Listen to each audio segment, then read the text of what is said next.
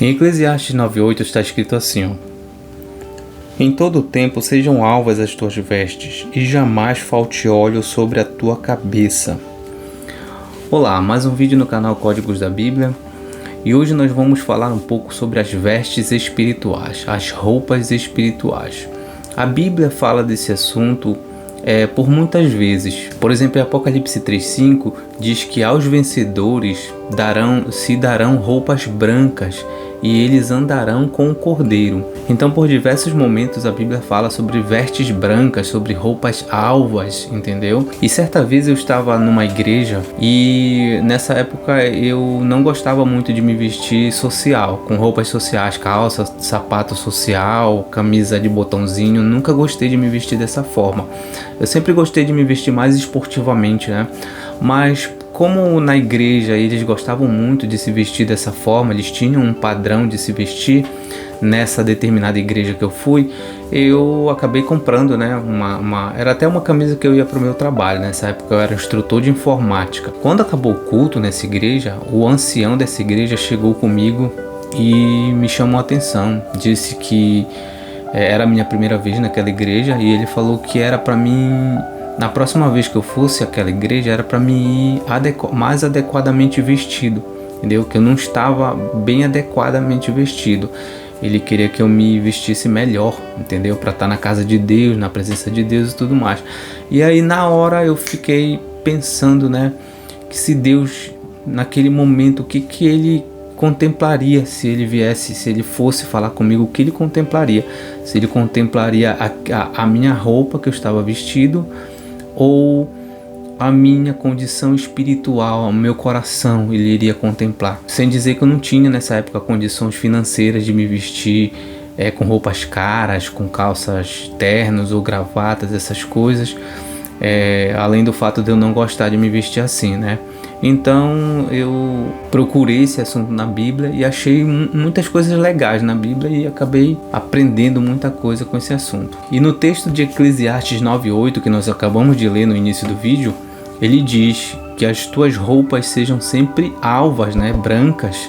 Algumas versões mais novas, né, mais modernas, dizem brancas mesmo. Que as tuas roupas estejam sempre brancas, né, e que nunca falte o óleo sobre a tua cabeça. Aqui o óleo simbolizando o Espírito Santo, né? Simbolizando a unção do Espírito. Para iniciar esse estudo, nós vamos ver aqui Gênesis 3, versículo 7, que diz assim, ó: Abriram-se então os olhos de ambos e, percebendo que estavam nus, coseram folhas de figueira e fizeram cintas para si.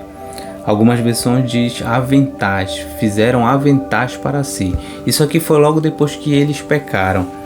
Então a Bíblia diz que logo depois, quando Adão e Eva pecou, eles perceberam que eles estavam nus. E até aquele momento, antes do pecado, eles não tinham noção de que estavam nus, né? Era como os animais, né? Não tinham aquela questão da vergonha, entendeu?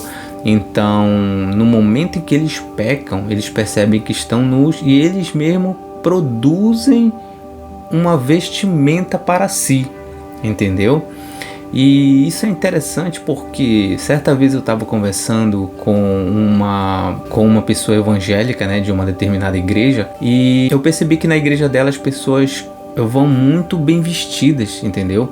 Vão muito com uma extrema vaidade, né? Os homens vão todos de gravata, terno, aquela coisa bem mesmo, um cintão de couro bonitão, sapato bem engraxadinho.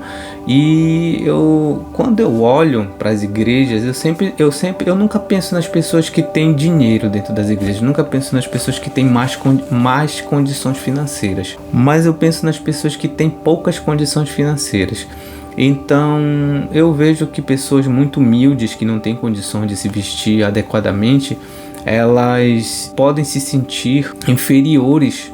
E a gente nem vê esse tipo de pessoas nessas igrejas. Por quê? Porque as pessoas não se sentem confortáveis, não se sentem à vontade de ir nessas igrejas, por serem igrejas que adotam um padrão de vestimenta, um padrão. Algumas igrejas até falam, né, como foi no meu caso, chamam atenção se a pessoa não for bem vestida, e outras não, mas só pelo fato de elas se vestirem muito com extrema vaidade, né, com aquele padrão mesmo bem de vaidade, já gera acredito que já gera um certo desconforto. A pessoa se sente, acredito, principalmente as mulheres, né, que tem a questão da vaidade, elas devem se sentir, as que têm menos condições, né, as mais humildes devem se sentir inferiorizadas, né, de certa forma inferiores, né. Então eu perguntei para a pessoa que frequentava essa igreja, que eu conhecia, eu perguntei para ela por que eles se vestiam com tanta vaidade, né, com extrema vaidade, até mesmo ao ponto, eu já ouvi histórias, né, que elas disputam entre si quem é que se veste melhor do que a outra, e se a outra se veste melhor já gera aquela inveja, aquela coisa do ciúme dentro da igreja. Então, e quem é de igreja que está me assistindo nesse momento vai saber que existe sim isso, existe essa extrema vaidade dentro das igrejas, e existe essa disputa para ver quem é melhor do que quem é mais bonita, quem é que tem o vestido melhor, mais caro, tanto homens quanto mulheres. E a resposta que ela me deu foi que quando eles eram do mundo, eles se vestiam muito bem, eles davam o melhor de si, as melhores vestimentas para ir para festa, para ir para balada, para estarem nos bares, né, nos grandes eventos do mundo.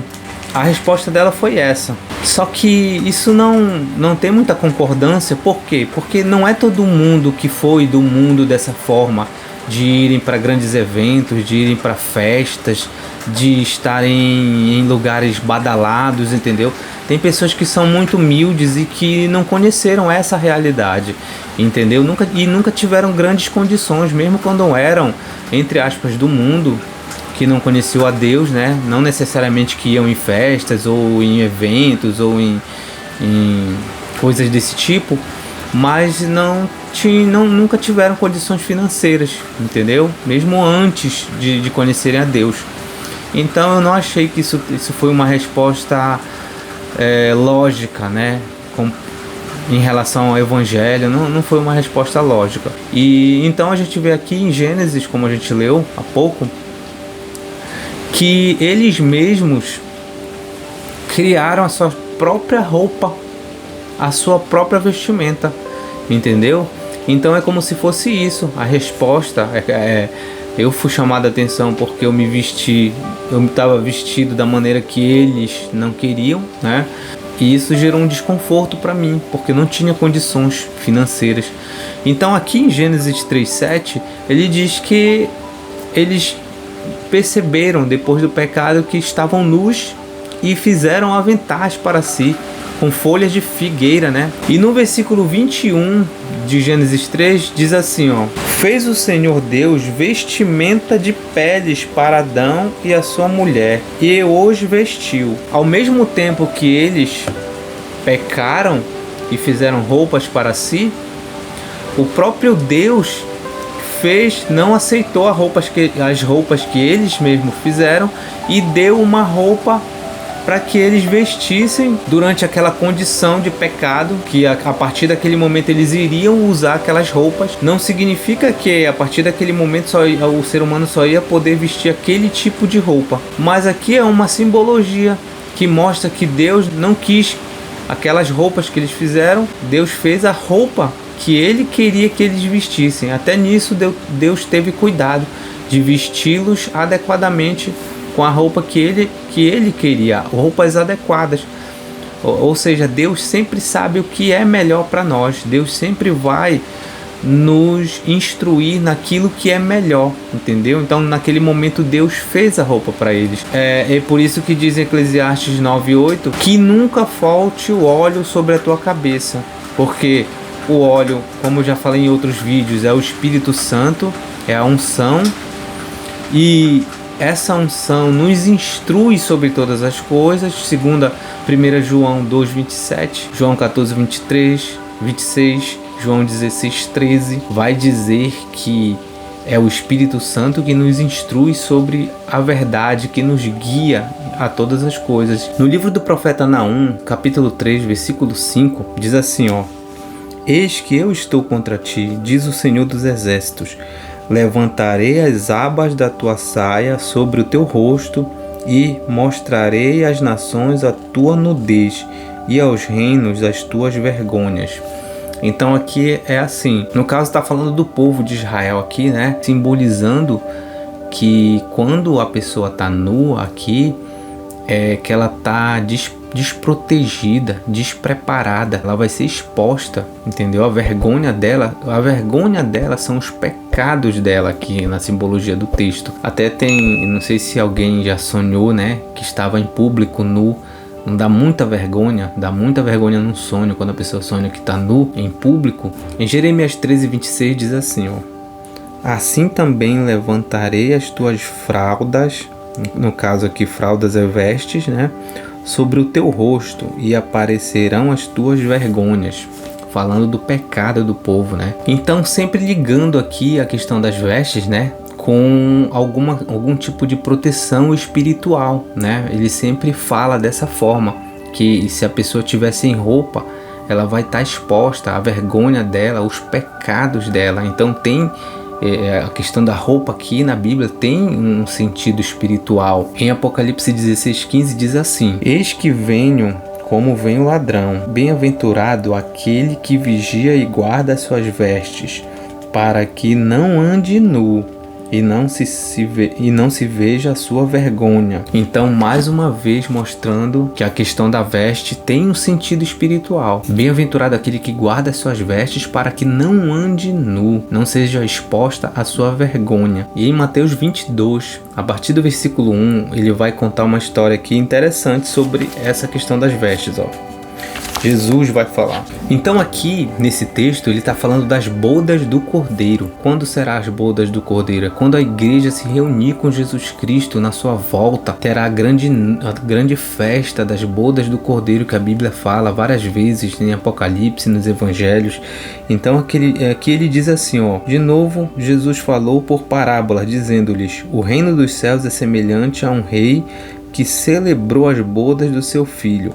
Então enviou os seus servos a chamar os convidados às bodas, mas estes não quiseram vir. Eles saíram, né, para convidar, né, para chamar os convidados, né, que no caso aqui se referindo ao povo de Israel, né, as pessoas do povo de Israel que era o povo escolhido, né, nessa ocasião. Eles não quiseram vir. O próprio Jesus os chamou, né, o próprio Filho os chamou. Então, no versículo 7 diz assim: o rei ficou irado e, enviando as suas tropas, exterminou aqueles assassinos e lhes incendiou a cidade. Então, continuando aqui a parábola, ele diz assim, ó, no versículo 9: ide, pois, para as encruzilhadas pelos caminhos e convidai para as bodas a quantos encontrardes. E saindo aqueles servos pelas estradas, reuniram todos os que encontraram, maus, bons, e a sala do banquete ficou repleta de convidados. Entrando, porém, o rei para ver os que estavam à mesa, notou ali um homem que não trazia veste nupcial. E perguntou-lhe: amigo, como entraste aqui sem veste nupcial? E ele emudeceu. Então ordenou o rei aos serventes. Amarrai-o de pés e mãos e lançai-o para fora. Nas trevas ali haverá choro e ranger de dentes, porque muitos são chamados, mas poucos escolhidos. Aqui ele está se referindo, vê como ele liga as vestes a algo espiritual. Ele pergunta: amigo, como que você entrou aqui sem as roupas apropriadas? Entendeu? Então precisava estar com uma roupa apropriada. Aí ele manda, naquele mesmo momento, o homem fica sem palavras para ele, e ele manda amarrar ele e jogar fora, nas trevas, onde havia choro e ranger de dentes. Então ele ainda diz mais: porque muitos são chamados e poucos escolhidos. Aqui simbolizando que muitas pessoas hoje estão transitando, estão ali para receberem, né, o galardão, para irem. Muitas pessoas querem entrar no céu, mas como existe o sistema do anticristo, né, e lá em Mateus Mateus 7, 21 a 23, ele diz: nem todo que me diz Senhor, Senhor entrará no reino dos céus, porque não vão estar com as vestes nupciais, entendeu? Vão estar mal vestidos. E qual é a verdadeira roupa espiritual que a Bíblia fala? Apocalipse 19, 7, 8 vai dizer qual é a roupa espiritual. A Bíblia nos mostra, né, que Deus quer que nós estejamos vestidos quando Ele voltar. Essas são as vestes nupciais. Então vamos ver aqui Apocalipse 19, 7 e 8. Alegremo-nos, exultemos e demos-lhe glória, porque são chegadas as bodas do Cordeiro, cuja esposa a si mesma se ataviou. Pois lhe foi dado vestir-se de linho finíssimo, resplandecente e puro, porque o linho finíssimo são os atos de justiça dos santos. Aqui ele está falando das bodas do Cordeiro, né? Que é aquela festa que está lá escrito em Mateus 22, que a gente acabou de ler. Aí ele diz que a esposa a si mesma se ataviou. O ataviar é se vestir, se preparar. Pois foi-lhe dada vestir-se de linho finíssimo e resplandecente, ou seja, uma roupa espiritual. E resplandecente é porque de tão branca ela vai resplandecer uma luz, entendeu? Que são, ele diz aqui, que são os atos de justiça. Ele diz assim, ó, porque o linho finíssimo são os atos de justiça dos santos. A própria roupa, o linho finíssimo, a roupa espiritual são os atos de justiça dos santos. Deus, ele está preocupado com a nossa vestimenta espiritual, com a nossa roupa espiritual, que são as nossas obras, são os nossos atos de justiça, entendeu? São as coisas que nós fazemos para agradar a Deus, que são coisas, né, como diz lá em Efésios 2:10, que ele diz que Deus preparou as boas obras para que andemos nelas. Então, Deus não está preocupado com a tua roupa cara, se você quer se vestir, se você está gastando fortunas de dinheiro em roupas caras, em sapatos, em gravatas, em ternos, em vestidos, em, sei lá, roupas para ir para a igreja, né? Para parecer melhor do que as outras pessoas, muitas vezes, que a vaidade sobe o coração. Então você está extremamente enganada nas suas concepções a respeito daquilo que Deus quer, entendeu? Então Deus gosta da simplicidade, Deus não gosta da vaidade, Deus não se agrada com a vaidade. Então, com isso, eu termino esse pequeno estudo. Espero que vocês tenham gostado. Se você gostou, deixe o seu like, compartilhe o vídeo, deixe seu comentário. E fiquem todos com Deus e até mais. Até o próximo vídeo, pessoal.